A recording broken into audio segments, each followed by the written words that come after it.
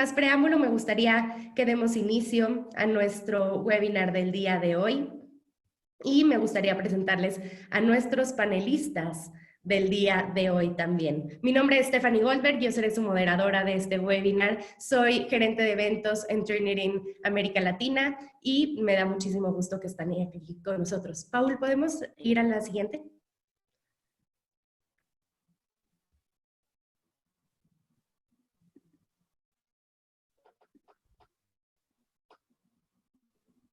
Muchísimas gracias. Nada más para que tengan un poco de contexto, este webinar es organizado por la Universidad de Israel en Ecuador y coorganizado por todos los panelistas, Turnitin, la Universidad Complutense de Madrid, la Universidad Católica del Maule y la Red Iberoamericana de Pedagogía.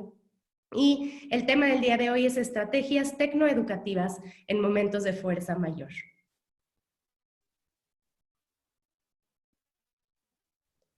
Podemos ir a la siguiente.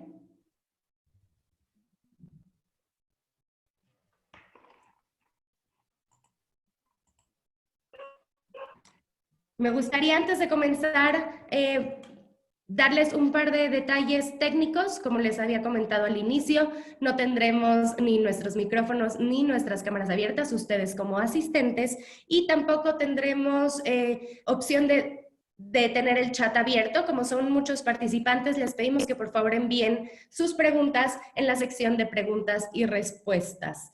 Por aquí tengo a nuestros panelistas, así que los voy a presentar muy rápidamente. A Joaquín Salamanca, de la Universidad Complutense de Madrid, en España. Es profesor titular, coordinador del máster en Patrimonio Histórico y coordinador gestor.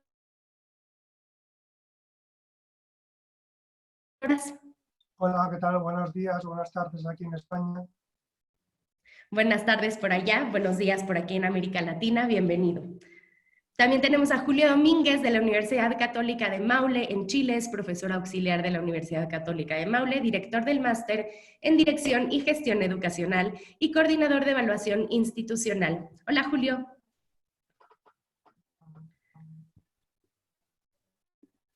Hola, Julio, ¿cómo estás? Por aquí te tenemos, pero estaba silenciado, creo que ya tienes oportunidad. ¿Ahora sí? de hablar. Ahora sí. Hola, ¿qué tal? Muchas gracias. Muy buenos días acá en Chile, 11 de la mañana. Todo muy bien, gracias. Bienvenido. También tenemos a Catalina Londoño, de nuestro equipo de servicios profesionales y académicos en Turnitin América Latina. Hola, Catalina. Hola, Steffi, hola a todos y muchísimas gracias por estar aquí con nosotros. Tenemos a Paul Valdeón, que ha sido nuestro organizador de este webinar de la Universidad Israel en Ecuador. Es profesor titular de la universidad, presidente de la Comisión de Evaluación Institucional y Aseguramiento de la Calidad y director de Sistematización Institucional. Bienvenido, Paul, ¿cómo estás? Muchas gracias, Stephanie, y un saludo cordial a nivel mundial a todos los que están conectados en este momento y de parte de las autoridades de quienes hacemos la Universidad Tecnológica Israel en la capital Quito de Ecuador. Nuestro cordial saludo y agradecimiento también a Turnitin por aceptar esta invitación y esta espléndida organización. Muchas gracias a ustedes y bienvenidos. Muchísimas gracias a ustedes y a todos ustedes de estas instituciones. Y por último, pero no menos importante, quiero presentarles a Julio Arboleda, de la Red Iberoamericana de Pedagogía. Él es el director de la Red Iberoamericana de Pedagogía en Colombia, REDIPE. Bienvenido, Julio. Muchísimas gracias por acompañarnos. Muy amable. En nombre del Comité Científico de la Red Iberoamericana de Pedagogía, pues un gran saludo para ustedes, para los participantes y particularmente para la Universidad de Israel que ha dado pues, a este diálogo. Así es, bienvenido, Julio. Paul, si vamos a la siguiente diapositiva, por favor.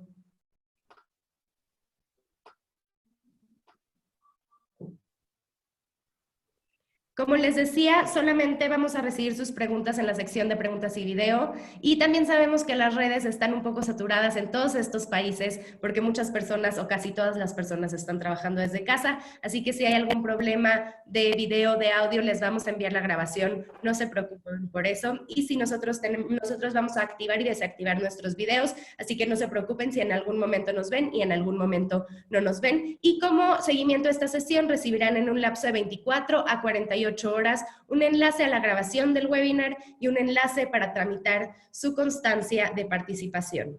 Y ahora sí, sin más preámbulo, quiero presentar a nuestro primer panelista, que va a participar con nosotros y que va a presentar un tema muy interesante.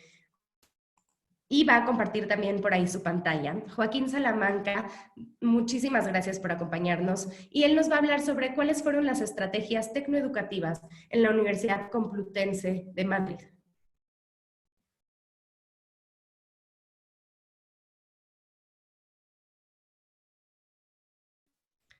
Vamos a ver unos segunditos, ya está compartiendo su pantalla y todos ya están viendo la pantalla de Joaquín. Y ahora sí, muchísimas gracias.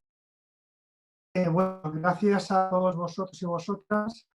Quiero agradecer lógicamente a los organizadores del evento la invitación que me han cursado para estar con todos ustedes hoy y felicitar la iniciativa, ¿no? Yo creo que de las primeras iniciativas que he visto en esta línea, ¿no? Cómo abordar un momento tan caótico como el que estamos viviendo, ¿no? Y hacer uso de los recursos tecnológicos para ello. Bueno, como tengo 7 minutos igual que el resto de participantes, pongo el cronómetro en acción para no pasarme. Básicamente tienen que tener en cuenta la situación que hemos vivido. Estamos viviendo en la Universidad Complutense. Digo Universidad Complutense porque es la universidad en la que pertenezco, ¿no? Deben tener en cuenta una universidad presencial que de la noche a la mañana debe convertirse en virtual, en remoto, en línea, como quieran llamarle, para dar servicio a todos sus alumnos, ¿no? Y docentes. Eso, como pueden comprobar, en una universidad con más de 70.000 alumnos no se hace, o se ha hecho, pero no resulta nada fácil, ¿no? Básicamente para ello, que era el primer punto que tenían, ha habido una coordinación entre el rectorado de la universidad, las facultades, profesorado y alumnos. Luego veremos cómo se ha traducido ese trabajo colaborativo entre estos sectores, ¿no? Se creó un grupo de trabajo encabezado por el vicerrector de Tecnología y Sostenibilidad, quien, como digo, ese equipo, secundado por otros miembros, comenzó a trabajar en el diseño de recursos, guías docentes, pautas para abordar la situación, ¿no?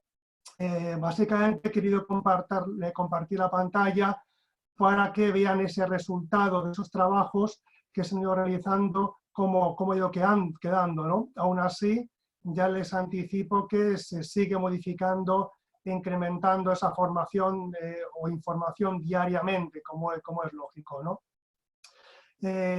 Básicamente, como les he dicho, trabaja el rectorado, facultades, profesorado y alumnos. El rectorado, con este equipo de trabajo, iba dando esas pautas a los coordinadores de campus virtual de las diferentes facultades. En una junta se reunían, nos reuníamos, tratábamos los temas, se acordaban y posteriormente se ponían en valor en las facultades. Las facultades, por su lado, también, lógicamente, luego veremos algún caso, iban trabajando. Lógicamente, todo esto se ha ido comunicando a los profesores y también ha habido reuniones con los alumnos, ¿no? Porque son todos, lógicamente, partes activas y ninguno puede quedar excluido, ¿no? Todo esto nos lleva lugar a crear una serie de recursos que tenemos en pantalla, ¿no? Aquí están viendo esta web llamada Docencia en Línea, cómo tenemos recetas simplificadas y recursos para docencia en línea y formación, ¿no? En las recetas simplificadas se pueden dar cuenta que tenemos docencia asíncrona sin Moodle, docencia asíncrona con Moodle, síncrona con Moodle y otras formas de docencia. Ya les he dicho que hay demasiadas casuísticas. Profesores que tienen un mayor dominio de las tecnologías, profesores que habitualmente están en Moodle trabajando, pero luego, lógicamente, hay profesores que no hacen uso de ellos, ¿no? Por lo que se ha intentado dar solución a cada una de estas dinámicas, ¿no? Como tal. Como tengo poco tiempo, no quiero entrar en los apartados, tiene la web y pueden consultarlo. Luego se ha hecho otro apartado web de recursos para docencia en línea y formación, ¿no? Diferentes herramientas que conocen, con tutoriales, guías, etcétera, ¿no? Aquí tienen también herramientas de trabajo que han creado las facultades, etcétera, ¿no? Sobre todo, lo más importante, es que se creó, aquí lo tienen al final, una guía para la docencia en línea, ¿no? Que es la que ha estado circulando y circula entre el profesorado, ¿no? Como tal. Pero es que también en la universidad hay diversidad, y la unidad de diversidad también ha estado trabajando, ¿no? Aquí tienen guías del UFM para adaptación docente virtual a la diversidad, gente, por ejemplo, invidente u otro tipo de cuestiones, ¿no? Pero también guías de recursos para hacer frente a la exclusión y discriminaciones por orientación sexual e identidad de género durante la crisis, ¿no? Como digo, todos los sectores están siendo contemplados en este momento de crisis, ¿no? También tenemos un plan de formación, lógicamente, porque como les he dicho, somos una universidad presencial y el profesorado tiene que formarse para hacer frente a estas nuevas dinámicas que para algunos son totalmente desconocidas. Y teniendo en cuenta que los exámenes van a ser en línea. Piensen que la evaluación es un tema que va a ser en línea, por lo que eso plantea un gran problema, teniendo en cuenta que nuestra evaluación siempre es presencial, ¿no? Pues aquí la universidad ha creado un programa de formación genérico, hay otros más, les enseño solamente este por el tiempo del que dispongo. Por otro lado, las facultades también han ido trabajando en esa línea, como les he dicho, y creando sus propios programas formativos de cursos de formación que aquí tienen. Por ejemplo, en este calendario, quien les habla va a impartir dos cursos, ¿no? Uno de cuestionarios en Moodle y otro de calificaciones en Moodle. Ya les he dicho que la evaluación va a ir por esta vía, ¿no? Tanto cuestionarios en Moodle, actividades en red, etcétera, ¿no? También se está trabajando, como digo, unas guías de evaluación y se va a contemplar la creación de un espacio único en Moodle para la evaluación, para evitar que haya un colapso, ¿no? Lógicamente en red o en la plataforma, ¿no? Como digo, habrá un Moodle en el que se desactivarán los cuestionarios y un apartado creado exclusivamente para esa evaluación que se va a realizar por esa vía, ¿no? Como digo, todo esto de forma continua y veloz están implementándolo las facultades. Y como no, les he dicho que otro sector que no va a quedar ajeno o no queda excluido son los alumnos. Y los alumnos también a través de la biblioteca tienen su plan formativo, ¿no?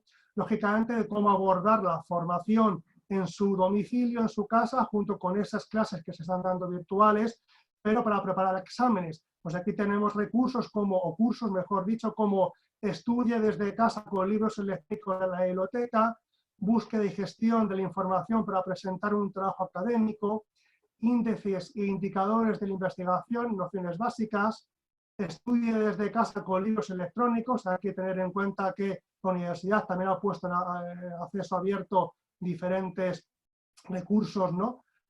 Para el alumnado, ¿no? Para poder solventar la carencia de asistir a bibliotecas, tengan en cuenta todo esto, ¿no? Y, como digo, pues otra serie de cursos como Estudia desde casa con artículos electrónicos y demás. Mi tiempo está finalizando, según creo. A modo de epílogo, resumen, a que han tenido básicamente es 7 minutos, todo lo que ha supuesto un trabajo de unas varias semanas a contrarreloj para, como digo, todos los sectores, profesores, alumnos, facultades, estén involucrados y tengan un conocimiento o puedan abordar la realidad actual. Gracias a todos y a todas. Muchísimas gracias, Joaquín. Antes de pasar con nuestro siguiente panelista, me gustaría preguntarte, porque llegó esta pregunta muchas veces en la sección de preguntas y respuestas, si estos recursos están abiertos al público y si otras instituciones podrían acceder a ellos. Sí, esas webs que habéis visto son webs de libre acceso. Ves que es un link, si a alguien le interesa o lo puedo facilitar, son recursos en abierto, es una web sin más, ¿no? Entonces, no es un intranet, ni nada parecido. Hay algunos recursos, lógicamente que sí, en un plan de formación hay que inscribirse en ese curso y ese curso, lógicamente, solamente lo pueden desarrollar alumnos o profesores de la universidad, lógicamente, ¿no? Pero, por ejemplo, esta web que has visto, cualquier persona que tenga un smartphone, una tablet, un portátil o PC, puede clicar o buscarlo en internet y acceder a esos contenidos. No hay ningún problema. Perfecto, muchísimas gracias, Joaquín. Si puedes ponerlo aquí en el chat, yo me encargo de enviarle a todos los asistentes ese enlace para que puedan acceder a la información. Ahora sí, para hablarnos acerca de cómo manejar la evaluación institucional ante el COVID-17, quiero presentarles a Julio Domínguez. Muchísimas gracias, Julio. Bien, voy a aprovechar también mis minutos. Quiero agradecer la invitación. Quiero saludar a cada uno y a cada una de ustedes que nos están viendo. Gracias por la iniciativa, a Paul, a Stephanie. Y solo aclarar que un tema bien importante, que mi mirada va a estar puesta desde, más que una persona que está a cargo del tema aseguramiento de la calidad, yo soy un par evaluador de la Comisión Nacional de Acreditación de Chile. Y desde esa mirada quiero abordar este tema que me pidieron, cómo enfrentar la evaluación institucional ante el COVID-19. Si bien es cierto, este es un tema, la pandemia es algo que nos ha afectado a todas las personas a nivel mundial y ha repercutido principalmente en nuestras instituciones. ¿Y qué es lo que hemos tratado y qué es lo que se está pidiendo hoy día? ¿Cómo aseguramos, cómo hacemos aseguramiento de la calidad en el servicio que estamos prestando? Y yo creo que uno de los temas que es muy relevante, primero tiene que partir cómo aseguramos, ¿ya?, que todos los estudiantes puedan seguir recibiendo los mismos beneficios. ¿Por qué es importante? Porque nosotros tenemos, en el caso nuestro, particularmente desde el ente regulador que es el Ministerio de Educación, hay aportes que llegan directamente a los estudiantes vía las instituciones de educación superior, como son becas, becas de alimentación, becas de arancel, gratuidad, ¿ya? Y un tema relevante es cómo aseguramos que el ente público que regula el sistema educativo pueda seguir entregando sus beneficios. Hoy día nos encontramos, lamentablemente, con estudiantes que no tienen conectividad. ¿Cómo aseguramos el tema de la conectividad? ¿Cómo aseguramos que ellos puedan participar de las clases virtuales? Por lo tanto, un tema relevante y el énfasis que hace el Ministerio de Educación en el caso nuestro, de Chile, es asegurar que todos los estudiantes sigan manteniendo los beneficios que tenían antes de la pandemia. Un segundo tema que me parece que es muy relevante, a cada institución de educación superior se le está pidiendo hoy día elaborar un plan de acción en directa relación con la contingencia. ¿Qué es lo que significa eso? Significa que nuestros planes anuales, nuestros proyectos educativos, los planes estratégicos que teníamos las instituciones, hoy día tenemos que adecuarlo a un plan de acción directo en cada una de las instituciones que responda y se ajuste a esta contingencia. ¿Qué nos piden? ¿Qué nos pide la Comisión Nacional de Acreditación? Eso sí nos pide que resguardemos los criterios que están establecidos para el tema de aseguramiento de la calidad. En el caso nuestro, en el caso acá puntual de Chile, se ha avanzado paulatinamente, se ha ido avanzando respecto al tema de lo que es la evaluación para todo lo que son los sistemas virtuales. Por lo tanto, todavía no es algo que esté empoderado en nuestras instituciones. Por lo tanto, nos vimos enfrentados a una situación nueva, distinta, que no estaba prevista anteriormente, y por lo tanto tenemos que elaborar planes de acciones. Han elaborado ya algunas instituciones, se ha avanzado bastante, ¿ya? Pero con estos planes de acciones que respondan a la contingencia, resguardando los sistemas de aseguramiento de la calidad. Eso es, no se puede dejar de lado. Las instituciones siguen funcionando, pero siempre resguardando lo que nos pide la Comisión Nacional de Acreditación, sistemas de aseguramiento de la calidad. Y un tercer elemento que me parece a mí que es muy importante, y que de alguna manera se ha podido también ir avanzando en nuestras instituciones, cómo fortalecemos las alianzas entre las instituciones de educación superior. ¿Para qué? Esto mismo que estamos haciendo hoy día, a través de esta alianza en que nos unimos algunas instituciones, para fortalecer nuestras prácticas. ¿Cómo capacitamos a los profesores? Joaquín muy bien lo manifestaba. ¿Cómo vamos a hacer evaluaciones virtuales? Que es un tema súper complejo. Por lo tanto, estas alianzas entre las instituciones de educación superior para revisar prácticas, para socializar buenas prácticas que hemos tenido unos u otros, para poder realizar capacitación a estos nuevos sistemas virtuales para los profesores que no sabemos o que no sabían manejar, para la investigación, ¿ya? Es muy relevante hoy día cómo hacemos alianza entre las instituciones para fortalecer la investigación. Es un tema relevante. Por lo tanto, cómo desde lo que yo puedo aportar en la investigación desde Chile, me puedo unir a lo que está haciendo Joaquín, lo que está haciendo Julio, lo que está haciendo cada uno de los que hoy día nos estamos comunicando. ¿A través de qué? Fortalecer o crear redes de académicos, ¿ya? Comunidades de aprendizaje. Yo creo que es un tema muy relevante que hoy día, de alguna manera, se ha ido poniendo en práctica a través de estas instancias que hemos ido creando, que han sido por iniciativas a veces personales, pero que tienen que transformarse como iniciativas institucionales para fortalecer la capacitación, la investigación, las buenas prácticas a través de comunidades de aprendizaje en que nos estamos relacionando mutuamente. Creo que si somos capaces de atender estos elementos, vamos a estar sin lugar a duda resguardando lo que son los sistemas de aseguramiento de la calidad del servicio que prestamos como instituciones educativas. Eso es lo que yo quería compartirles desde la mirada de una persona que es par evaluador de la Comisión Nacional de Acreditación. Muchas gracias. No sé si Stephanie estuvo en el tiempo o me... Muchísimas gracias. Gracias, Julio. Estás en tiempo perfecto. Muy bien. Gracias. Muchísimas gracias. Por aquí tenemos a nuestra siguiente panelista, Catalina Londoño, que nos hablará de cómo manejar la honestidad académica en línea. Bueno, muy buenos días y tardes para los que estén en el viejo continente. Bien, hay diferentes estrategias y este asunto de la integridad académica, de la honestidad académica en línea, tiene bastantes aristas.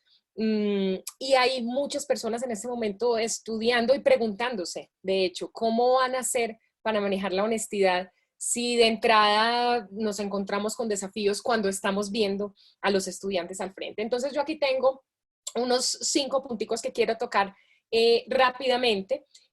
Lo primero, y que es bien importante, es vital que los profesores se acerquen a sus estudiantes aun cuando no estén físicamente cerca. ¿A qué me refiero? Que el profesor se muestre a sí mismo, a sus estudiantes como una persona, como un ser humano. ¿Y eso qué relevancia tiene? ¿Y cómo lo hace? Primero, no sé, ponga un video de presentación, hable de algo personal, cree un espacio de interacción que no sea necesariamente para la clase, pregúntele a sus estudiantes cómo están, comparta con sus estudiantes sus dificultades o sus retos o sus desafíos o sus sentimientos, ¿no? Obviamente, pues hasta cierto nivel, por supuesto, pero lo cierto es que los estudiantes les va a dar más trabajo, de alguna manera, hacer trampa o ser deshonestos cuando sienten que le están fallando a una persona con la que tienen cierta conexión. Entonces es importante que creemos los mecanismos para generar esta conexión entre los profesores y los estudiantes y que eso sea un primer elemento de establecer esa confianza que es uno de los elementos, los pilares y los valores fundamentales de la integridad académica. Dicho eso, es muy importante que sean súper claros los parámetros, las políticas, los protocolos que tienen que ver con honestidad y con integridad. Obviamente desde el punto de vista institucional, que sea claro, que esté fácil de acceder, que sea visible, que incluya diferentes elementos, que sea comprensible la política de integridad, de honestidad, el código de honor de la institución. Eso, por un lado, digamos que a nivel institucional, tiene que estar a la mano y tiene que haber unos protocolos claros de qué pasa si no se cumplen estos parámetros de los que estamos hablando, ¿cierto? Que sea claro que hay unas consecuencias de no hacer las cosas bien. Pero eso se puede escalar y se puede bajar un poquito al nivel de la clase. Entonces, ¿a qué me refiero? Que en los planes de estudio, en los programas de estudio, esté claro cuál es la política de integridad, la política de honestidad, qué es lo que es aceptable y qué es lo que no es aceptable. Y si toca hacer modificaciones, porque cambiamos de manera de dar las clases, pues entonces le hacemos modificaciones a eso. Y tiene que ser muy claro, por ejemplo, en un examen que sea presencial y yo digo, bueno, el examen es de libro abierto, pueden sacar lo que quieran. Pueden sacar lo que quieran de sus libros o sus notas, pero no pueden compartir entre ustedes. no pueden sacar su teléfono celular, pero eso yo lo estoy viendo. Entonces, para los estudiantes puede que no sea del todo claro qué significa un examen con libro abierto si el examen es en línea. Entonces, hagámoslo claro, que sea muy claro para los estudiantes, decirles, bueno, vea, acepto que busquen en páginas web, pero no acepto que conversen entre ustedes, por ejemplo. Ese tipo de cosas, entonces, que sea muy claro hasta dónde es aceptable hacer cosas y qué es lo aceptable y qué es lo que no es aceptable para que los estudiantes lo tengan súper claro. Y por otro lado, se han comprobado y hay varios artículos que muestran como el resultado de tener una frase o digamos una manifestación de honestidad en las actividades evaluativas que diga, por ejemplo, yo, fulano de tal, yo Catalina Londoño, certifico que este trabajo lo hice yo. Ese tipo de cosas, como una frasecita que el estudiante diga con su nombre, que firme en las actividades que, digamos, que le genere al estudiante cierto compromiso con, bueno, ya dije que lo estaba haciendo bien, pues lo voy a hacer como me está diciendo mi profe.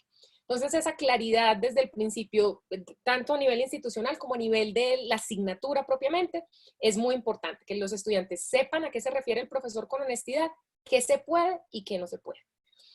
Por otro lado, y yo sé que esto es mucho más fácil contado por aquí que llevado a la práctica, pero hay que diseñar cursos, planes de asignatura y evaluaciones que sean auténticos, que sean significativos para los estudiantes y que les quede bien difícil buscar una actividad hecha, ¿cierto? No, si la actividad que tienen que hacer es una cosa relacionada con lo que están viviendo, que se relaciona con un problema, es una solución de problemas, es un proyecto, que tienen que resolver algo que todavía no está hecho, que no se pueda buscar en internet, pues obviamente está uno desmotivando que los estudiantes estén haciendo trampa. Importantísimo, hacerle seguimiento permanente a las actividades. Puede que haya actividades que no son de evaluación, son simplemente actividades de seguimiento y que no van a llevar a calificación, ¿sí? Entonces, si es una actividad que no es calificable, en todo caso habría que hacerle seguimiento para que los estudiantes sepan que uno está leyendo lo que ellos están haciendo. Digamos que fomentamos que haya entregas parciales o prácticas de los exámenes, entregas parciales de los trabajos finales, ese tipo de cosas para que los estudiantes, que uno vaya viendo la evolución del estudiante, el estudiante vaya construyendo y eso de todas maneras va a bajar la posibilidad de que los estudiantes de nuevo nos hagan trampa y va a fomentar, y si son evaluaciones significativas, pues los estudiantes van a querer hacerlo por su propia iniciativa y vamos entonces a mejorar las prácticas de honestidad académica. Y finalmente, pues obviamente es inevitable para mí decir que utilicen herramientas. Hay varias herramientas en el mercado, herramientas de detección de plagio como Turnitin, herramientas de evaluación como Gradescope, herramientas para videoconferencias, hay digamos una serie de herramientas tecnológicas, unas requieren son un poquito más exigentes en términos de qué necesita el estudiante, qué características tiene que tener su computador o su teléfono, pero hay unas herramientas sencillas que también les van a permitir utilizar la tecnología como una aliada. De hecho, hace muy poco, en modo pandemia, la OCDE sacó un documento con una serie de herramientas tecnológicas que pueden ayudar en tiempos de pandemia para que lo busquen. Está como todas las herramientas y cuáles pueden ser puede ser la utilidad de cada una de ellas. Entonces ahí están a la mano y muchas de ellas son gratuitas y les van a permitir a ustedes como fomentar la honestidad y motivar un poco a los estudiantes para que hagan bien lo que tienen que hacer. Y ya estamos más o menos sobre el tiempo, así que les cedo la palabra al siguiente panelista. Muchísimas gracias. Por aquí ya hay muchas preguntas de cómo se escribe y el link. Ahorita les vamos a enviar ese link y también les vamos a enviar el link de Gradescope, que es otra de las herramientas que mencionó Catalina. Muchísimas gracias, Catalina. Pasamos con nuestro siguiente panelista. Por favor, Paul. que es exactamente Paul, nuestro próximo panelista. Así que nos hablará de cómo implementar un modelo pedagógico mediado por tecnología en la educación para la educación en línea. Muchas gracias, Steffi. Y bueno, para tratar cómo implementar, como tú habías mencionado, un modelo pedagógico mediado por TIC para la educación en línea. Creo que en estos momentos es tan importante reconstruir los modelos pedagógicos en las instituciones de educación. Un modelo pedagógico tiene que tener 3 componentes: el teórico, el metodológico y el práctico. En este sentido, el componente teórico está basado al constructivismo. En la actualidad nos hemos venido avanzando con esta tendencia. Imaginémonos, por los años de 1969 ya empezó con Ausubel, Vygotsky, Piaget, el tema del constructivismo. En la actualidad ya hablamos del conectivismo. Ese conectivismo que es una continuación del constructivismo. El constructivismo es el que tiene esa fundamentación filosófica. Y después de este componente, cuando ya estructuremos con qué teoría de aprendizaje debemos trabajar, pasamos a un componente metodológico. Este componente metodológico donde qué metodología basado en esa teoría debemos aplicar. Hoy en moda y uno de los éxitos, por ejemplo, de Finlandia, Flip Classroom. Flip Classroom es creado en Estados Unidos, pero el primer país que puso en práctica y el éxito que tuvo a nivel mundial es Flip Classroom en Finlandia. También tenemos, por ejemplo, acá en el Ecuador, nos manejamos una metodología, el ERCA. El ERCA sobre todo está amparada por el Ministerio de Educación para las unidades educativas, primaria, secundaria, bachillerato. Tenemos una metodología también PASIE que está orientada por el profe Camacho de FADLA, ¿sí? Es un ecuatoriano, y que está orientado al tema e-learning. Entonces, ¿cómo estas tendencias que ya han venido desde años atrás, ahora tenemos que explotarlas? Es el momento. Creo que por la situación de fuerza mayor que vivimos como una pandemia global, tenemos la necesidad de articular a donde yo voy a llegar con este modelo pedagógico mediado por TIC. Algo muy importante después de las teorías, de la metodología, es el componente práctico. El componente práctico ya es la acción a ejecutar. Y ahí están las estrategias. ¿Qué estrategias puedo tomar yo mediante las TIC? Las tecnologías de la información y comunicación. Y esto nos da un resultado que es una planificación mejorada por TIC. Esta planificación mejorada por TIC está avalada, por ejemplo, en una certificación internacional que nosotros como Universidad Israel también lo disponemos, avalada por el Marco Común Europeo, avalada por la UNESCO, avalada por el ISTE, la Organización Internacional de la Educación, como la suficiencia pedagógica en competencias digitales. Qué importante es esto en estos momentos donde el docente tiene que tener todos los conocimientos adecuados para impartir un aprendizaje, sobre todo después de las competencias del siglo XXI que se tiene que lograr, llegar al aprendizaje significativo. Este aprendizaje significativo, donde tiene que ser que perdure, pero mediante la educación en línea. Entonces, ¿cómo vamos articulando las teorías, las metodologías, los componentes prácticos, las estrategias? Y sobre todo, ir orientando. No podemos dejar, porque va a ser una educación en línea, virtual, online, como la llamemos, ¿no es cierto? No podemos dejar a un lado los estilos de aprendizaje. Vamos a tener nosotros, y tenemos estudiantes auditivos, kinestésicos, visuales. Entonces, de acuerdo a estos estilos de aprendizaje, yo tengo que utilizar herramientas 2.0. ¿Qué herramientas 2.0? De presentación, organizadores gráficos, de evaluación, simuladores, repositorios. Algo tan importante que todas estas herramientas 2.0, que es de acuerdo a la evolución de la web, 2.0 es la web colaborativa, social. Pero ¿cómo ha evolucionado la web? La web 1.0 era esa web estática. La 2.0, la colaborativa. La 3.0, ahora en esta actualidad ya hablamos de 3.0 y es lo que a donde voy a llegar. 3.0 es esa web semántica. La 4.0 es la web móvil y esa web que también se le denomina ahora ubicua. En cualquier lugar, en cualquier momento. Qué importante es ir utilizando. Después viene la 5.0, la emotiva sensorial. Ahora ya no hablamos de marketing, hablamos de neuromarketing. ¿Qué es lo que siente? ¿Qué es lo que desea? Y lo mismo es en el neuroaprendizaje. Para llegar a lo que habíamos dicho, el aprendizaje significativo. ¿Qué es lo que siente el estudiante?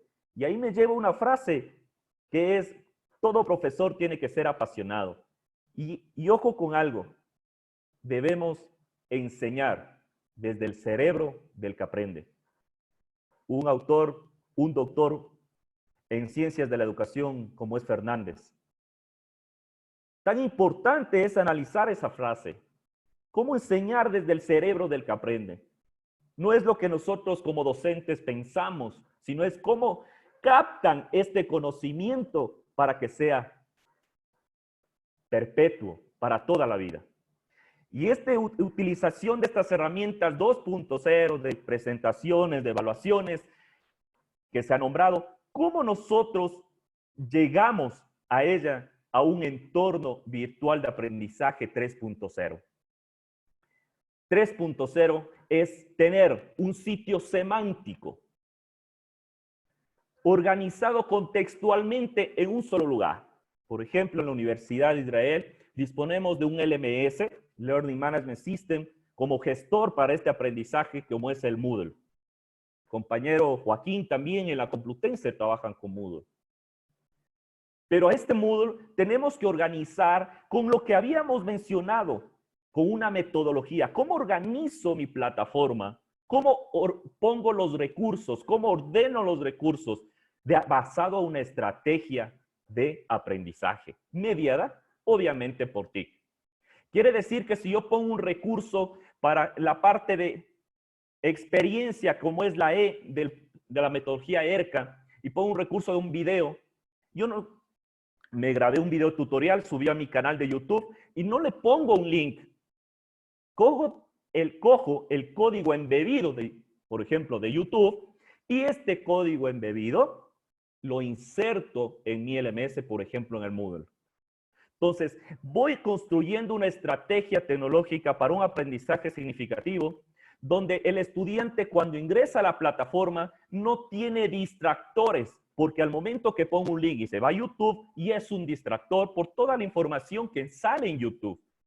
Pero si yo lo ordeno y lo englobo en un sitio semántico y de la misma manera todas las presentaciones que hagan, herramientas como Prezi, Slides, Ponton y Maze, ¿no es cierto? Las de evaluación, Quizzes, Kahoot, Socrates, Pull Everywhere, ¿ya? Google Forms, ¿no es cierto? Organizadores gráficos, el tema de simuladores como Scratch, Code o .org, Second Life. Entonces, todos estos tienen que estar articulados en un solo sitio semántico 3.0. ¿Basado en qué?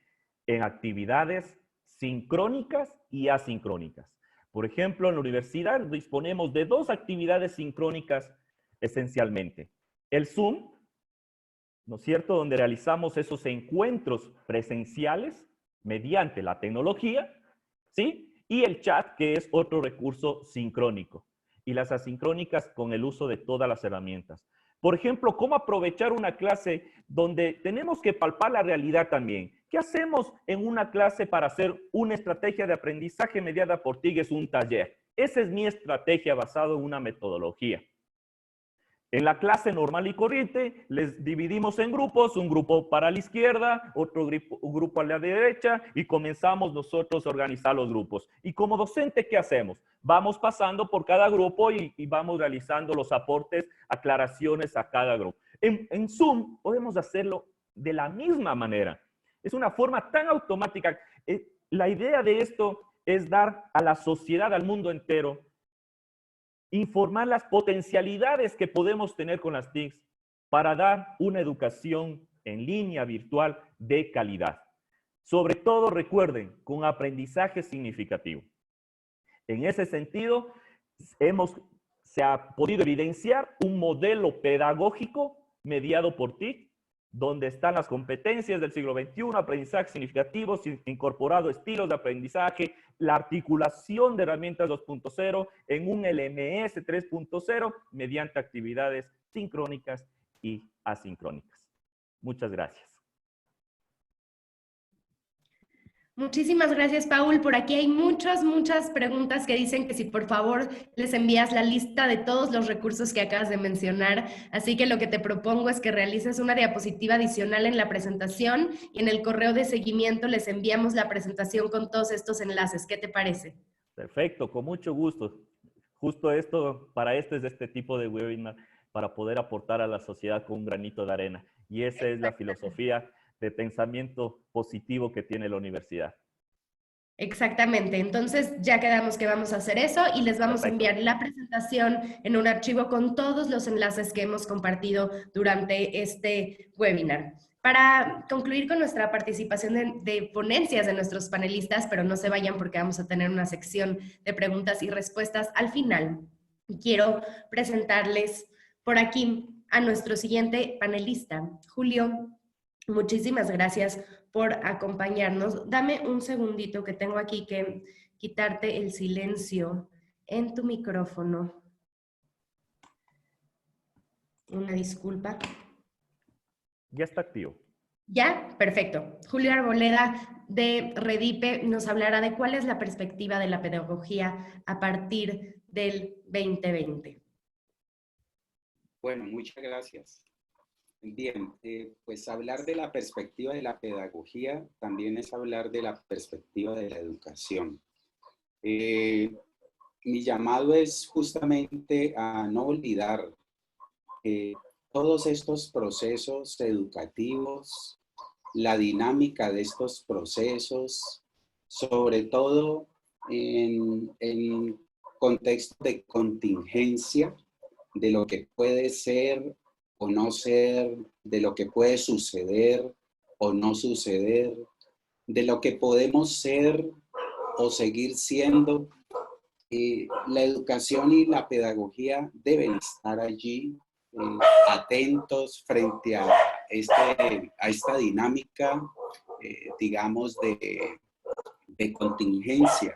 Y justamente mi llamado de atención es a que todos estos procesos educativos y los dispositivos que se engranan en ellos, digamos los dispositivos evaluativos, los dispositivos tecnológicos, los dispositivos metodológicos en general, deben desarrollar sus procesos o tener lugar, pero de acuerdo con los fundamentos de la pedagogía.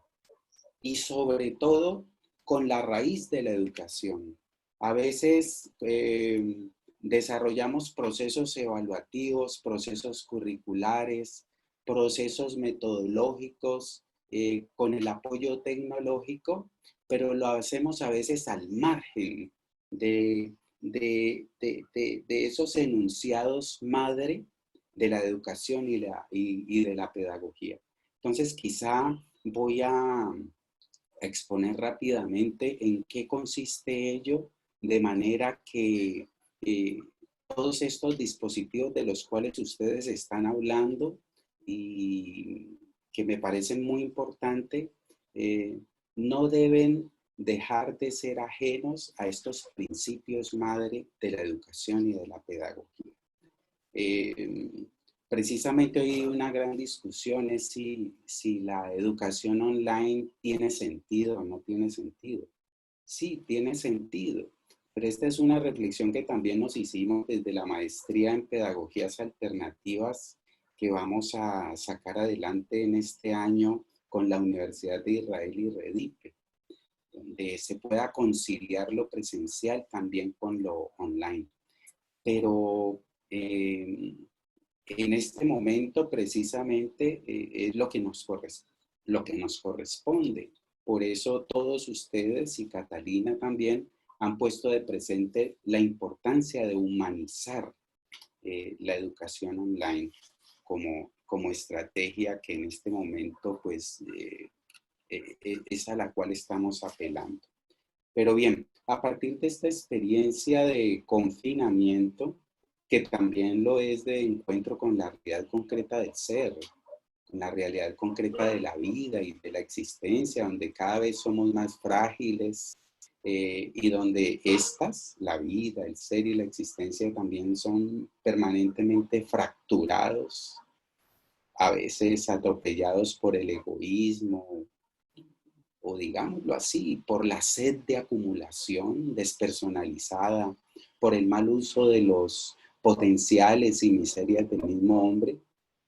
Pienso que la pedagogía debe dejar de seguir los lineamientos de los sistemas socioeconómicos, sobre todo aquellos que aupan al dinero y al rendimiento como las mayores aspiraciones, y debe resituar, debe relocalizar su acción, volver su mirada y dinámicas al fundamento de la educación, que es justamente formar mejores seres humanos, seres capaces de conducir bajo principios de respeto, de protección y dignidad sus relaciones consigo mismos, pero también sus relaciones con el otro, con lo otro, que constituyen también allí la vida y la existencia. Y hacer de la didáctica y de la enseñanza, presencial, virtual o una mixtura de ellas, espacios para la apropiación democrática del saber, pero con sentido edificante. Prácticas para el saber ser, para el uso del saber a favor de todo aquello que afirme y no niegue la vida.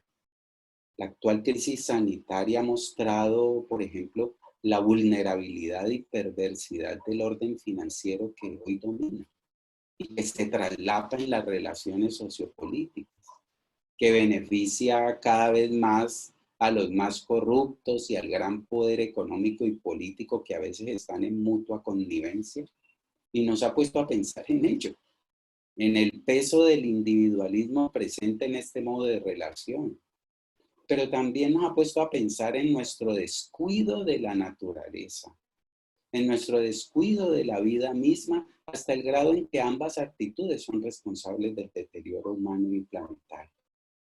Allí la pedagogía sería muy útil para incrementar bajo una mirada más humana y menos eficientista esta autoobservación y conciencia de vida y de lo que estamos siendo, y lograr desarrollar formaciones que impulsen acciones edificadoramente actuantes. Yo pienso que si la educación no se realiza desde el principio de alteridad, de entrega al otro, y desde los valores más democráticos, pues será un acto que acaso desarrolle enseñanzas y aprendizajes para saber hacer, pero que de este modo nunca jamás podrá educar, pues tengamos cuidado con esto. Educar, formar al educando como mejor persona, es la sustancia de toda educación y pedagogía, sea física y o virtual. Por esa razón hemos publicado recientemente un libro que se llama Enseñar Educando, porque a veces tenemos todos los dispositivos, inclusive en la contingencia, para enseñar, pero sin educar. Y eso no tiene, pues, sentido. El reto educativo, tanto desde el aula presencial como la virtual o la mixtura de estas, reside, creo yo, en que el estudiante se pueda saber sentir acogido, habitado en el yo del profesor, habitado en el yo del educador, escuchado, atendido, acompañado en su nuevo nacimiento, transformación como otro, como mejor ser humano y artífice de mundos más dignos, que pueda ser reconocido en su singularidad. ¿Qué quiere decir esto? Que cada ser humano es único, en el sentido en que tiene, pues, su propia subjetividad, su propio modo de pensar, su propia forma de actuar, su propio estilo para aprender, su propio estilo de pensamiento, pero también debe ser reconocido en su pluridimensionalidad. ¿Qué quiere decir eso? Que que sea reconocido solamente también en su dimensión física. Ya nos estaba comentando Manuel de cómo hay dispositivos también para atender la diversidad de sujeto y de contexto.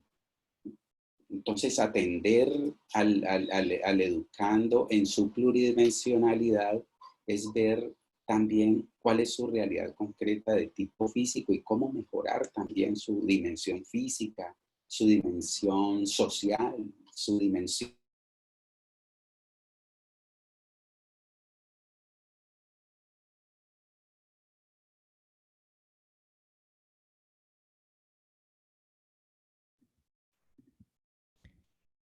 Perdimos un poco el audio de Julio.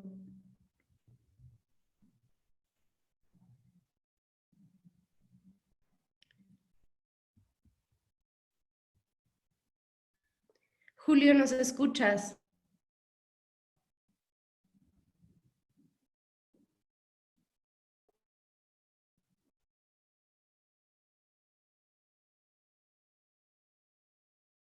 Julio, ¿estás por aquí?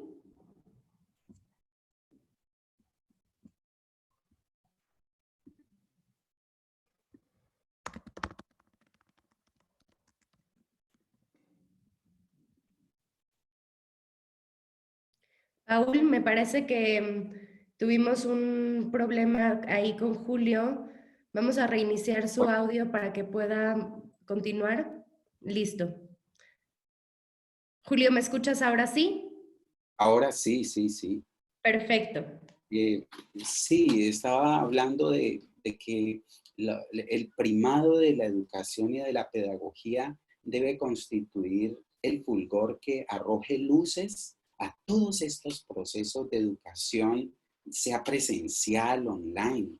Entonces, un gran reto, por ejemplo, de la educación online, que también lo es de la educación presencial, es cómo acoger al otro en su singularidad, en su realidad concreta. Cómo tener en cuenta los propios intereses de los estudiantes, cómo tener en cuenta sus sueños y miedos, porque no hay otra forma de educar para formar mejor ser humano si no es reconociendo al otro en su pluridimensionalidad, en su singularidad. ¿Cómo puede ser acogido? ¿Cómo puede ser motivado? ¿Cómo puede ser tocado pedagógicamente? Pero ninguna de estas aulas, ni el aula presencial, ni el aula virtual, en general dan muestras de ello. Si la interacción presencial no logra este cometido, pues no le va a quedar tan fácil tampoco al aula absolutamente virtual. Esta última, pues sí, ofrece mediaciones y artefactos basados, como hemos mencionado, en protocolos estandarizados. Y eso es lo que hay que evitar un poco.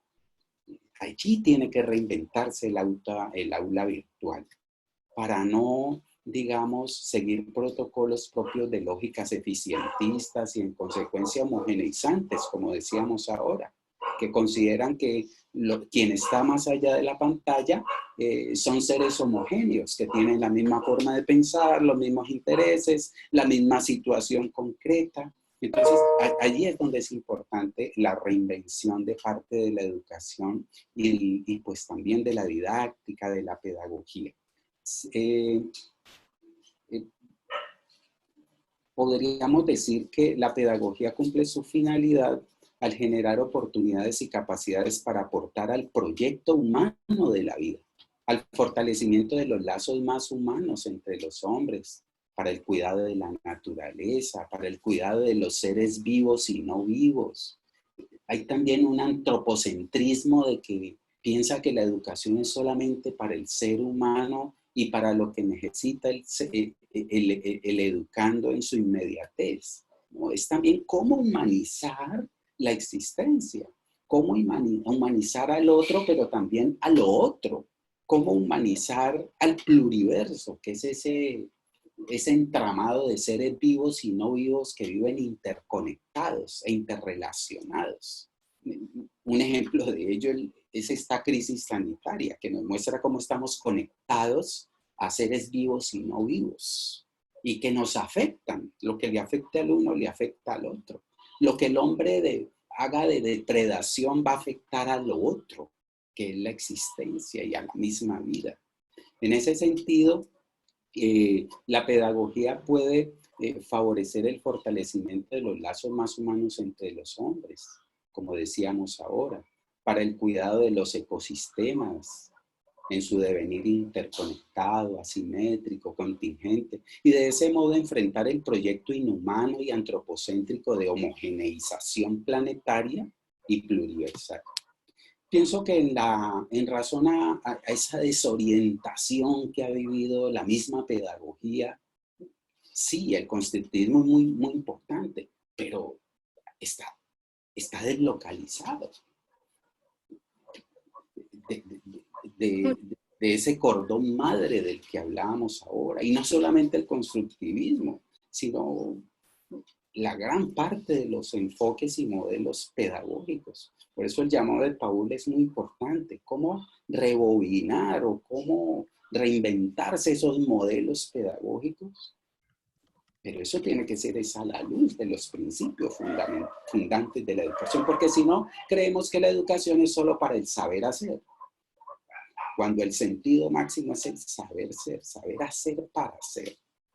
En ese sentido, pienso que esa desorientación y deslocalización que vive en la educación y las ciencias de la educación, inclusive el cognitivismo, es necesario generar y fortalecer perspectivas pedagógicas y didácticas más edificantes, perspectivas humanizantes, comprensivas edificadoras, si se quiere, que hagan de la eficiencia, el rendimiento y los aprendizajes apoyados en la tecnología y basados en el saber hacer, que son importantes, prácticas con sentido de vida, de afirmación del saber ser, de un progreso social y económico que abone de verdad al crecimiento y desarrollo personal, cultural y ecosistémico, que promuevan las enseñanzas que educan, enseñanzas para saber ser mejor gente, un habitante digno del mundo vivo y no vivo. Esa es la reflexión. Muchas gracias, Julio. Por aquí están preguntando mucho cómo pueden tener acceso a su libro. Nos preguntan mucho en el chat, así que si nos puede ayudar con algún enlace donde lo puedan ver o comprar. Por ahí tienen muchas preguntas sobre su libro y muchos aplausos para todas las presentaciones. Ahora sí vamos a abrir todos nuestros micrófonos porque vamos a dar inicio a nuestra sesión de preguntas y respuestas. Hemos recibido muchas preguntas y esperamos poder llegar a todas, pero muy probablemente no lo haremos. Este webinar tendrá una duración de 90 minutos y tenemos todavía por ahí un tiempo de preguntas y respuestas, pero probablemente terminemos un poco antes de eso. Así que muchísimas gracias a todos por estar aquí. Y vamos a comenzar con nuestra sección de preguntas y respuestas. Por ahí nos falta nada más el video de Julio Domínguez para que tengamos nuestros panelistas aquí en pantalla. Y tenemos muchas preguntas en diferentes categorías, pero me gustaría comenzar con algunas que son más generales y ustedes me dicen y cómo podemos, quién desea contestarlas de nuestros panelistas. Y una pregunta recurrente es, ¿cómo hacer para que docentes en instituciones públicas, ya sea públicas o privadas, mantengan la calidad pese a que no manejan la tecnología?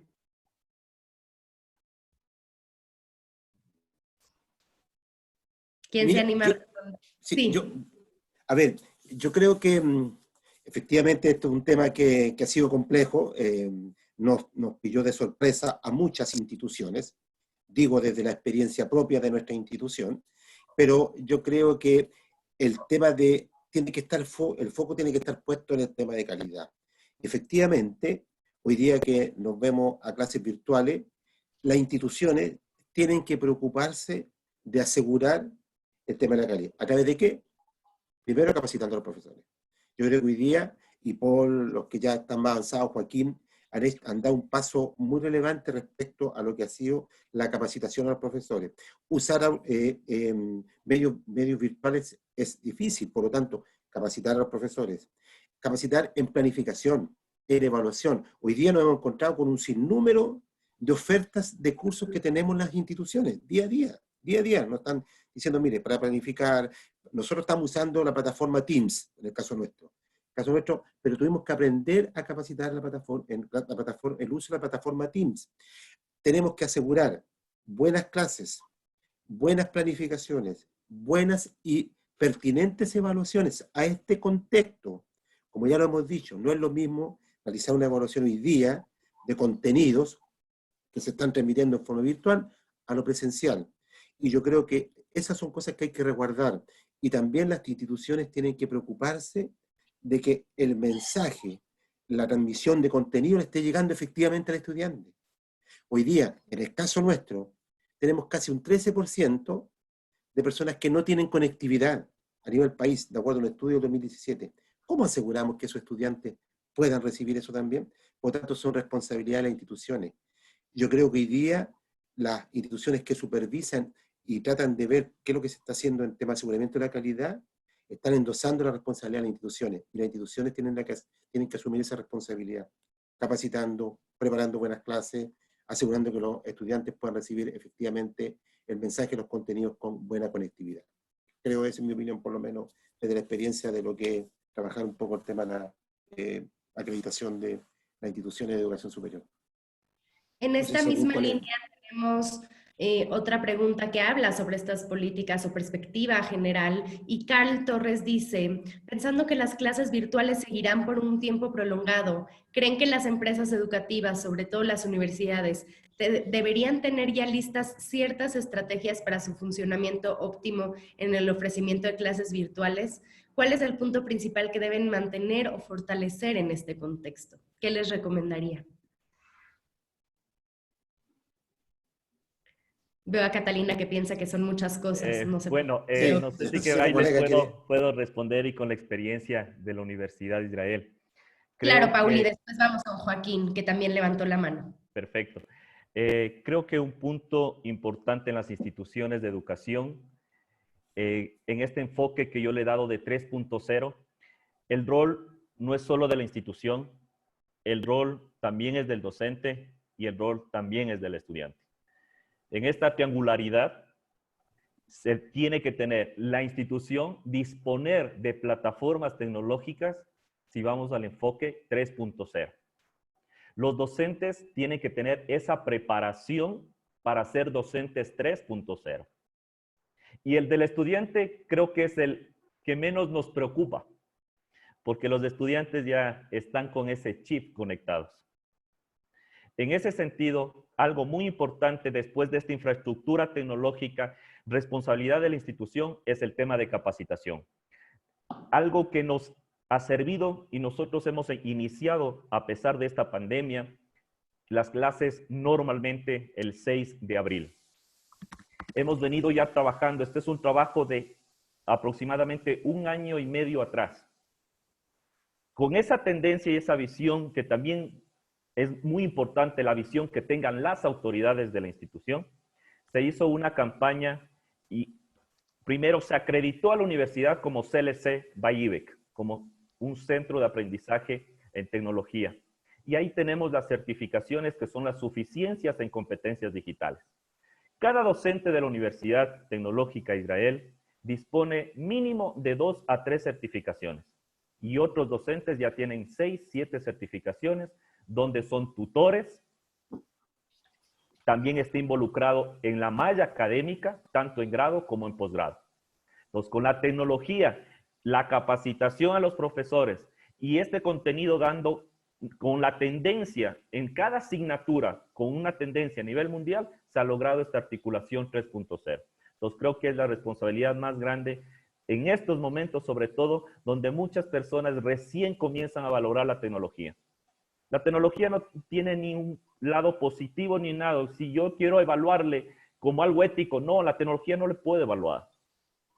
Al ser humano le evalúo en la parte ética. Yo puedo utilizar la tecnología para algo bueno o para algo malo. Entonces, en ese sentido, creo que ahora estamos valorando y tenemos que tener las condiciones, pero sin dejar el fin, que es esa ciencia que hablaba el profe Julio. Esa ciencia, ese contenido para lograr un aprendizaje significativo. Creo que le doy paso a Joaquín. Perfecto. Sí, bueno, en la Complutense, por ejemplo, en nuestro caso, ciertamente ya se consideran escenarios de posibles rebrotes, ¿no? Yo creo que todos los ámbitos lo están considerando, ¿no? Por lo que esta senda que se ha iniciado no se para, ¿no? Se queda ahí, se va mejorando, ¿no? Y se van aprendiendo de los errores, lógicamente, que es de lo que se trata. Por otro lado, hay que tener en cuenta que, como decía anteriormente en esa web que enseñé, hay diferentes dinámicas. Somos una universidad presencial, eso no lo puede olvidar nadie.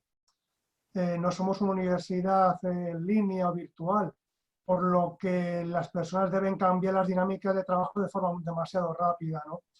Y a veces puede haber resistencias diferentes motivos, ¿no? Por temas de edad, que quizás las tecnologías le pueden resultar más ajenas, o porque piensan que ahora deben hacer un cambio de chip demasiado rápido, ¿no? En nuestro caso lo que hemos intentado es tener en cuenta todo tipo de sensibilidades, ¿no?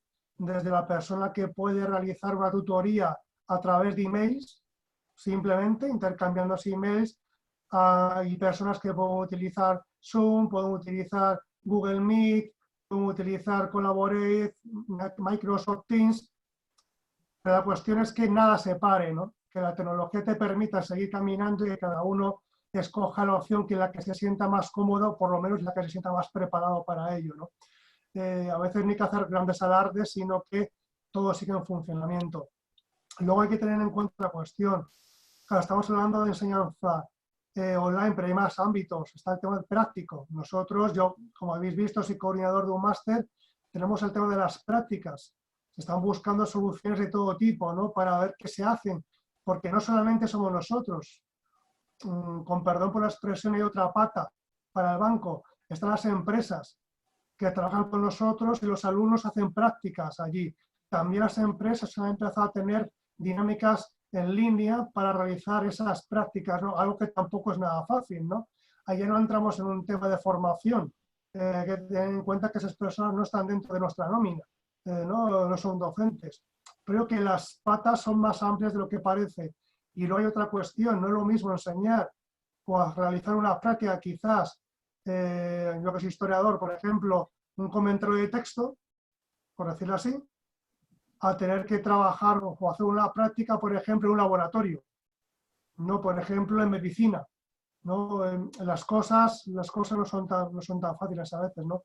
Lo en línea llega hasta donde llega. Ciertamente también se ha abierto un poco el calendario para que determinadas prácticas que quizás no pueden desarrollarse 100% online, se desarrollen de forma presencial, ¿no? Y eso se contempla, por ejemplo, que en el mes de julio haya esa posibilidad, ¿no? Por ejemplo, pues como digo, hay algunas disciplinas que no pueden tener esa dinámica en línea igual que tener, por ejemplo, pues un trabajo de campo, etcétera, etcétera, etcétera, ¿no? Imaginemos una excavación, ¿no? Una excavación, por mucho que quieras hacer en línea, o estás allí o estás allí, ¿no? Y así podrías seguir con otras dinámicas, ¿no? Como digo, se están buscando soluciones de todo tipo, por eso decía lo de involucrar a las facultades, pero a veces no, ciertamente no solamente un tema tecnológico, ¿eh? A veces la tecnología llega hasta donde llega. Por ejemplo, yo que soy un tema documental y los alumnos deben trabajar en prácticas con documentos, hay archivos que me han dicho directamente que no pueden acceder a los fondos porque no están digitalizados. Eso es un problema. Muchísimas gracias, Joaquín. Y eso da un poco de respuesta a una pregunta muy recurrente de qué hacer en actividades que son laboratorios, que son prácticos, y creo que por ahí hubo un poco de contexto al respecto y fue una pregunta muy recurrente, también como esta pregunta recurrente de qué sugerencias dan o qué se puede hacer frente a la brecha tecnológica. Por ejemplo, aquí Hugo Sperati de la Universidad Iberoamericana de Paraguay dice: ¿qué experiencias de enseñanza se han implementado para estudiantes que no tienen acceso a Internet? ¿Alguno de ustedes tiene alguna experiencia que pueda compartir?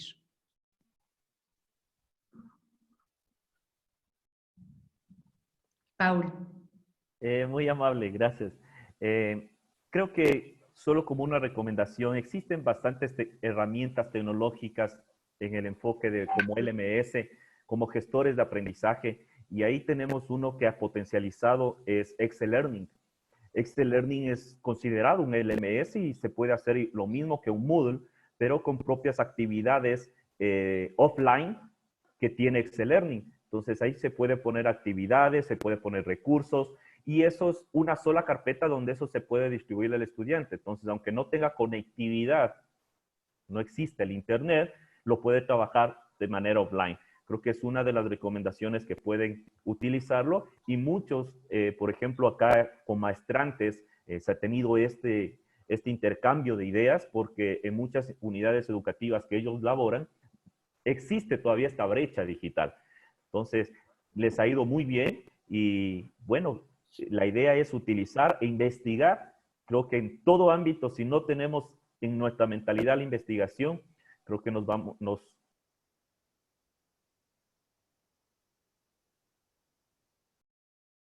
que se puede trabajar de manera offline. Muchísimas gracias. Sí, Julio. Dame un segundo, abrimos tu micrófono. Sí, en nuestro caso, a la par que lo que comentaba Sí. Paul, lo que comentaba básicamente, ciertamente, a menos de que pueda haber una brecha de un acceso o no a la red, también a veces hay un tema de calidad de acceso a la red, ¿no? Por ejemplo, en nuestro caso se iba recomendando que a veces, sobre todo el acceso a Moodle, ¿no? Que puede estar sobresaturado, ¿no? O colapsado, ¿no? Etcétera. Recuerdo que el otro día cuando estábamos ¿no? Haciendo la prueba inicial, ¿no? de este evento, a veces se nos quedaban congeladas nuestras imágenes, ¿no? Lógicamente es algo que es habitual en estos días, como has comentado al inicio cuando has presentado, ¿no? Eso puede pasar y ciertamente una clase puede defenestrarla, ¿no? Puede hacer que la gente se vaya desconectando. Se han dado soluciones, por ejemplo, tanto para personas que quizás tienen mala calidad de red o tienen más dificultades. También es cierto que en nuestro caso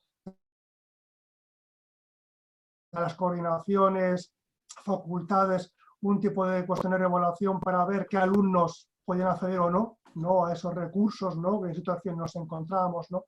Para implementar ese tipo de cuestiones. Pero por otro lado, lo que se ha recomendado es que como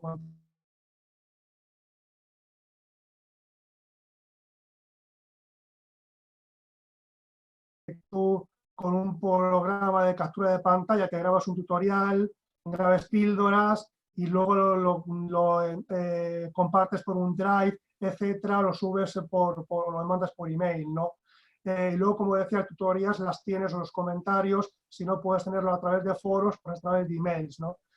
Como digo, esas soluciones, lógicamente, siempre hay que tener una conexión a red, ¿no? Porque si no puedes acceder a tu email, poco puedes hacer, ¿no? Pero ciertamente es mucho más fácil que quizás tener que estar conectado durante varias horas escuchando una clase, ¿no? Ahí uno se descarga ese vídeo, una duración que se estime adecuada y conveniente, y luego se puede comentar con el docente, ¿no? Y como digo, es otro tipo de recursos en esa línea. Muchísimas gracias, Julio. Mira, yo estaba pensando, porque de repente las instituciones tenemos algunas condiciones de poder llegar mucho más allá de lo que tenemos habitualmente. Nosotros también partimos un diagnóstico y nos dimos cuenta que un número importante de estudiantes no tiene conectividad, viven en zonas rurales, apartadas, ni una posibilidad. Y estaba pensando que a lo mejor también pudiera ser cómo replicamos lo que estamos haciendo hoy día para la enseñanza preescolar, en este caso para la enseñanza básica y la media. Por ejemplo, acá se impulsó mucho la televisión educativa. Por lo tanto, a través de los canales abiertos, se está entregando contenidos de aprendizaje para niños. ¿Ya? Por lo tanto, a veces tenemos, por ejemplo, en nuestra universidad, yo sé que en otras instituciones de educación superior, se cuenta con televisión, con programas de televisión, programas radial, etcétera, donde de repente estoy pensando en estas situaciones más extremas, como el caso que nosotros efectivamente tenemos acá también, de personas que no tienen conectividad cero, ni para correo, ni para el teléfono, etcétera, a lo mejor hacer llegar estoy pensando, una idea que estoy tirando en este minuto, no es una idea madurada, sino estoy tirando, a lo mejor usar esos recursos que tenemos en las instituciones también. ¿Cómo hacemos llegar? Me estoy poniendo en una situación que incluso también lo está planteando Joaquín, extrema. A lo mejor vamos a llegar a julio, vamos a llegar a agosto y vamos a estar en la misma situación. Y vamos a tener un porcentaje importante de estudiantes que se van a retirar o van a desertar del sistema porque no tienen las condiciones no van a poder pagar, no van a poder, algo va a pasar, o no van a seguir con la conectividad. Por lo tanto, pensando en los recursos que tenemos a veces también, ¿cómo nos imaginamos, así como nos vimos enfrentados a hacer clases virtuales, cómo nos hemos enfrentado hoy día también a usar los recursos comunicacionales que tenemos al servicio de los estudiantes? Estoy pensando la experiencia que hoy día todavía no está evaluada, pero lo que se está haciendo con los niños de la enseñanza básica, que en los canales de televisión abierta se están practicando contenidos, ya a lo mejor se pudiera replicar de alguna manera también en una situación más que se pueda alargar esto, a lo mejor con los estudiantes de educación superior. ¿Ya? Lo tiro así como una idea, no obviamente elaborada en términos de lo que es práctico, pero pudiera ser frente a una situación que pueda ser más compleja y pueda ser más duradera en el tiempo. Muchísimas gracias, Julio. Y por aquí tenemos una pregunta compuesta que viene dirigida a Catalina. ¿Cómo trabajar la honestidad intelectual en la elaboración de trabajos de investigación o de tesis? Y cómo apoyar también en la evaluación a distancia y asegurar la autenticidad en evaluaciones no presenciales. Bien, bueno, pues nos vamos como para la primera parte cuando son trabajos de investigación, un trabajo construido, un ensayo largo, una tesis de grado, cosas de ese estilo. Realmente en términos prácticos no va a haber mucha diferencia entre la aproximación a la honestidad en términos de plagio, por ejemplo, si lo estamos haciendo virtual que si lo estamos haciendo presencial. En términos generales, este tipo de trabajos se construyen de manera autónoma pues en la mayor parte, y pues el estudiante tiene que tener orientaciones en cómo debe hacer su revisión bibliográfica, cómo debe escribir, en qué momento se hace una paráfrasis o en qué momento se hace una cita textual. Este tipo de orientaciones se pueden hacer de presenciales o no, y en muchos de los casos, de hecho, aun cuando sea en tiempos pre-pandemia, y idealmente cuando sea post-pandemia, van a ser documentos, va a ser formación que no necesariamente es presencial. Sin embargo, lo que sí les puedo recomendar, y esto va para cualquiera de las modalidades de trabajo, es entregas parciales. Es diferente que un estudiante haga una sola entrega al final de su ensayo, de su trabajo de investigación, de su tesis de grado. Al final, una sola entrega. No hemos tenido posibilidad de hacerle seguimiento al estudiante. No hemos visto en el transcurso del camino cómo han sido sus prácticas de citación y referenciación, sus prácticas de investigación, sus prácticas de escritura.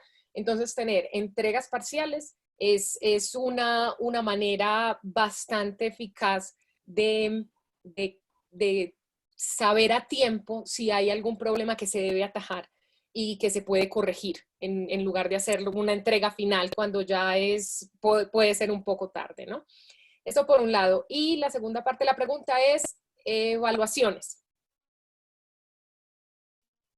Pues mi primera recomendación, y de nuevo yo estoy consciente que es mucho más fácil para mí decirlo que sentarse a diseñar una evaluación donde sea difícil de entrada ser deshonesto. ¿A qué me refiero? Una evaluación que recoja experiencias personales del alumno, por ejemplo, evaluación auténtica, etc. Dicho eso, una evaluación que se puede hacer con libro abierto, de entrada, por ejemplo. Pero sé que eso es difícil diseñar y que muchos de los casos es que tenía programado mi examen para el miércoles y entramos en pandemia el lunes, ¿no? Entonces ya no tengo tiempo de reorganizar mis exámenes y demás. Hay herramientas tecnológicas y de nuevo volvemos a la tecnología y el asunto de conectividad se nos vuelve complicado, pero hay herramientas tecnológicas para facilitar la vigilancia de los exámenes, de las evaluaciones en línea. Hay herramientas, por ejemplo, para bloquear los navegadores, de manera que uno tenga que estar concentrado en una sola ventana, por ejemplo. Hay herramientas para hacer vigilancia en línea. que hacen reconocimiento de la identificación del estudiante o que revisan que el estudiante esté mirando para la misma parte. Recomiendan, por ejemplo, si es posible, de nuevo, temas de conectividad, que los estudiantes tengan sus cámaras prendidas. Para evaluaciones orales que estén a cierta distancia para ver qué están haciendo con las manos. Cosas de ese estilo. A mí me angustia un poco que uno esté como presumiendo que los estudiantes le están haciendo trampa, pero pues bueno, esas son las herramientas que existen y que inevitablemente tenemos que hablar sobre ellas. Y una recomendación que he leído mucho es manejar el tiempo de las evaluaciones de manera inteligente. Es decir, no darles demasiado tiempo para hacer una evaluación, por ejemplo, porque tienen mucho tiempo de buscar en otras partes. Entonces, tener el tiempo exacto para que un estudiante bien preparado pueda responder. ¿Ok? Entonces, no es tampoco muy poquito para que corran y se angustien y ya no hacen nada porque están muy angustiados, pero tampoco irse al extremo de, bueno, tienen el resto de la tarde para hacer la evaluación, porque entonces van a tener mucho tiempo de comunicarse y de buscar alternativas por otro lado. Entonces hay como diferentes elementos, unos de tecnología, unos prácticos de diseño y bueno, pues como les dije al principio, es muy importante que tener como base que el principio es honestidad y cierta confianza que se genere entre el profesor y sus estudiantes y bueno, pues intentar no presumir que los estudiantes nos están haciendo trampa y eso depende un montón de la cercanía que ustedes logren establecer con sus estudiantes desde el principio. Muchísimas gracias. Y por aquí para la última pregunta que cubriremos el día de hoy, que llegó de muchas maneras, pero quiero focalizarla en esta pregunta que hizo Silvia Curi. Dice, este seguimiento a las actividades de los alumnos ha sido estresante y en ocasiones ha duplicado el trabajo del profesor.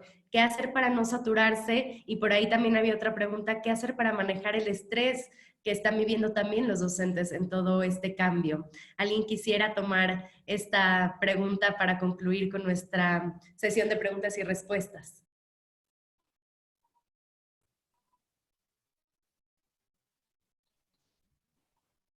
Creo que lo están dudando. Voy por ahí.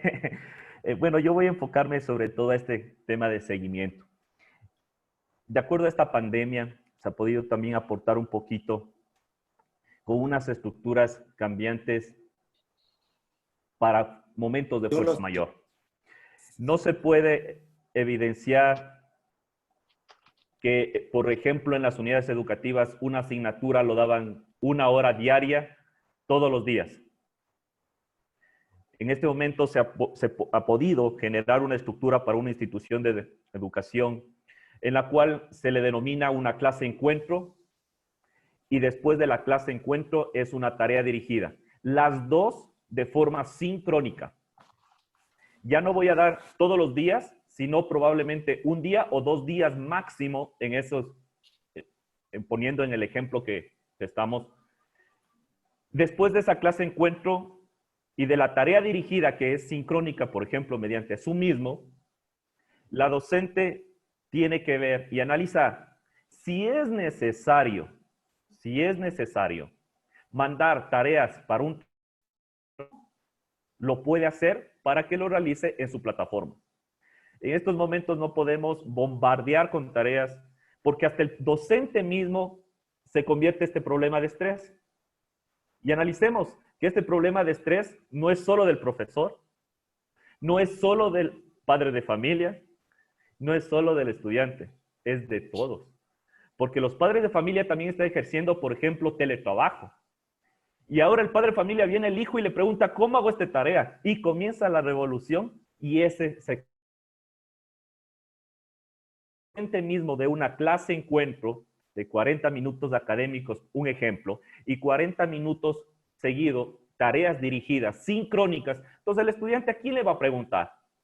Al docente, porque el docente se vuelve un tutor. Y ahí, solo si ve la necesidad, mandará mediante las plataformas alguna tarea autónoma para que lo realice en casa. Entonces, de eso apoyamos al docente porque se está concentrando y está ahí mismo trabajando, no tiene que estar revisando adicional, sino en esas horas y lo trabaja de una manera planificada. Al padre de familia le aliviamos también ese rol ¿Por quién preguntar? Porque el estudiante también, los niños se estresan. Van donde los padres de familia les pregunta al padre de familia, oye, pero eso no sé, pregúntale a tu profesora. Entonces, ¿qué sucede? El niño también se estresa, no sabe, entonces aquí mismo preguntar. Entonces, esa es una de las sugerencias que se ha podido aportar a una institución de educación media mediante también las autoridades de la Universidad de Israel. Muchísimas gracias. Julio quería hacer una intervención antes, no sé si quiera seguir Julio o le damos la palabra a Julio Arboleda, que también le va a gustar. Yo muy breve, muy breve. Yo he vivido, por ejemplo, en carne propia esto, estoy con 5 cursos, impartiendo 5 cursos, ahí recojo lo de Paul. Yo creo que hoy día las instrucciones están diciendo que cursos que son bloques de 2, 3 o 4 horas no pueden ser más de una hora virtual.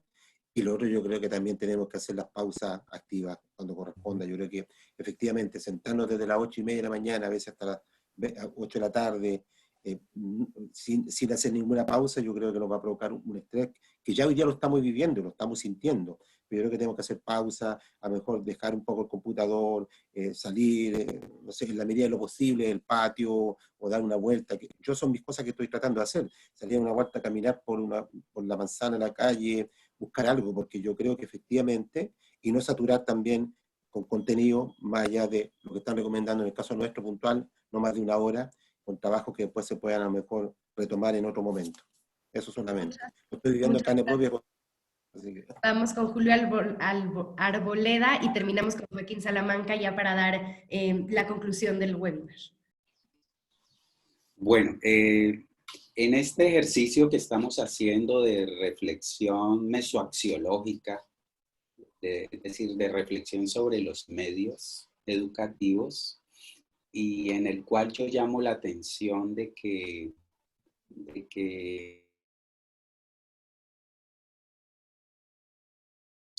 no debe descuidar el sumum, el asunto radical de raíz de la educación, que es el ser. Nos deja claro algo. Uno, que quizás lo estén haciendo mejor las instituciones que estaban preparadas para el trabajo presencial y online, o el trabajo online, y que cuentan con los dispositivos. Pero dejamos a la intemperie a aquellos que no estaban preparados para ello o que no lo hacen igual que las mismas instituciones que también tienen experiencia, a la luz del sentido último de la educación, que es formar mejores seres humanos. Por eso mi insistencia es que no podemos seguir quedándonos en ver la educación en cualquiera de sus modalidades como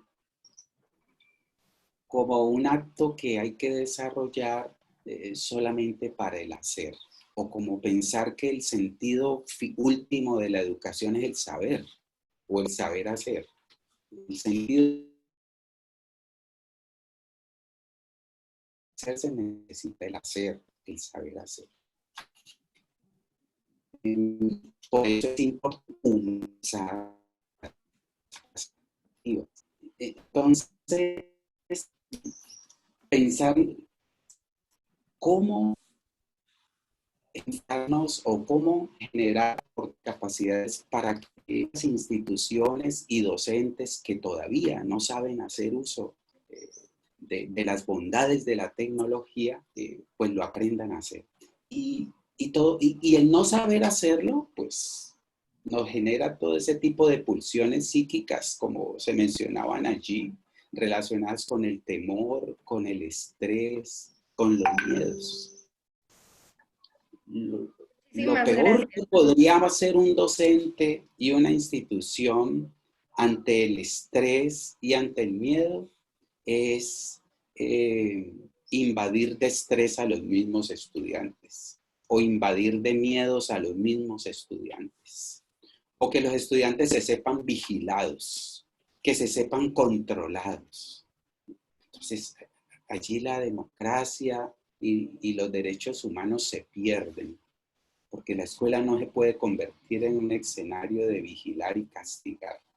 Entonces, mi llamada de atención es es justamente eso, que podamos nosotros desarrollar estos actos, pero con base en esos principios, que no nos olvidemos ni nos dejemos desorientar por los afanes de la hora, ¿sí? Y perder ese sentido de raíz al que estamos atados irremediablemente en el plano de la educación. Muchísimas gracias. Joaquín, rápidamente para concluir, querías compartir tu pantalla y con eso concluimos. Le damos después la palabra a Paul para que nos dé unos agradecimientos finales. Sí, solamente comentar que lógicamente ese estrés que viene derivado, puede venir derivado por ese cambio, ¿no?, de paradigma a la hora de la enseñanza de lo presencial a lo virtual, en el que todos estamos inmersos, tanto docentes como cargos educativos, etcétera. Lógicamente todo se ve incrementado por la situación que pueden vivir familiarmente, ¿no? Hay que tener en cuenta que seguro que todos o todas conocen algún familiar, algún amigo conocido que ha sido o ha cogido la enfermedad, ¿no? Este COVID-19, ¿no?, o coronavirus, por lo que lógicamente la situación todavía se agrava más. También hay que tener en cuenta que llevamos confinado bastante tiempo. Ese confinamiento te pide tener un contacto con otros seres vivos, ¿no?, por lo que también llega a afectar, ¿no? Aquí lo que estoy compartiendo en pantalla es una iniciativa del SICOL, de la UCM, para dar apoyo en estos momentos. Ya existía anteriormente este servicio, pero ahora más que nunca, como pueden ver en la pantalla, pues para PDI, que es personal docente investigador, PAS, que es estudiantes, residentes en colegios mayores, familiares, etcétera, ¿no? Como digo, no solamente es un que puede venir provocado por ese cambio de lo presencial a lo virtual, sino que además la situación que uno vive de confinamiento, problemas familiares, también puede agravarlo, ¿no? Pues como digo, la UCM ofrece este servicio para un poco paliar la situación, nada más.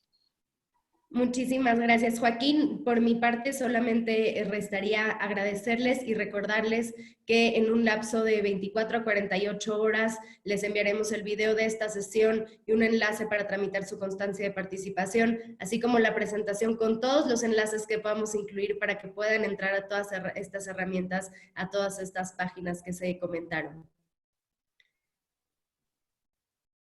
Bueno, para finalizar, creo de parte de la Universidad Tecnológica Israel, emitir el más caluroso abrazo y agradecimiento primeramente a Turnitin por hacer viable este magno proyecto, y creo que son estrategias que estamos manejándolo y seguirán muchos proyectos adicionales. Gracias a Joaquín, todos grandes amigos que en algún momento tuvimos las oportunidades de participar en los congresos, en seminarios a nivel internacional. Pues Joaquín, muchas gracias, y creo que también se vienen muchos proyectos que ya estamos por ahí en mente y trabajando. Gracias también al profe Julio Domínguez, desde la Universidad Católica del Maule. Tuvimos la oportunidad de estar allá igual en un congreso y viendo la potencialidad y calidad de profesionales se ha hecho estar entre amigos y con las potencialidades de profesionales. Un agradecimiento muy especial. Catalina Londoño, gracias. Muchas gracias también. Hemos trabajado desde que implementamos hace un año atrás con Turnitin. Hemos implementado, tenemos para toda la comunidad universitaria, tanto de grado y posgrado para estudiantes y docentes. Y de igual manera seguimos trabajando. Y un agradecimiento muy especial al profe Julio Arboleda. Realmente el apoyo con él ha sido muy inmenso. Gracias por todos los proyectos que estamos trabajando, por todo lo que ha dado también a la Universidad Israel, y saben que para todos las puertas de la Universidad Tecnológica Israel están abiertas. Muchas gracias a todos los participantes. Creo que veo más de 1000, creo que llegamos a 1700 conectados. Creo que hay registros, más casi 5000 registros que tiene Stephanie, pero creo que ha sido una cifra espectacular. Y Nuevamente, de parte de las autoridades, me atrevo a decirlo, de parte de las autoridades de la universidad, muchas gracias a todos y creo que las puertas para todos los que han participado como ponentes y espectadores, las puertas están abiertas. Muchas gracias. Muchísimas gracias y no Gracias terminamos a todos. de agradecerte, Paul, por hacer esta ocasión, invitar a todos los panelistas y ponernos a todos en contacto y hacer que esto suceda. Muchísimas gracias a la Universidad Israel. Hasta luego y nos vemos en el próximo webinar. Hasta luego. Gracias. Buen día. Bueno, Muchas gracias. chao, que también. Gracias. Hasta pronto. Enhorabuena. Enhorabuena a todos.